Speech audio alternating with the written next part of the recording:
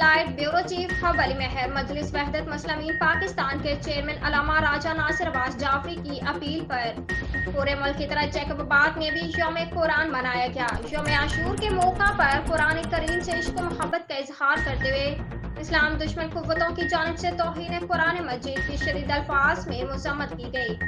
Jacob آباد کے D C چوک پر ہزاروں عزاداروں نے لبیک یا حسین اور لبیک یا قرآن کے خلفشگاف نعرے لگائے۔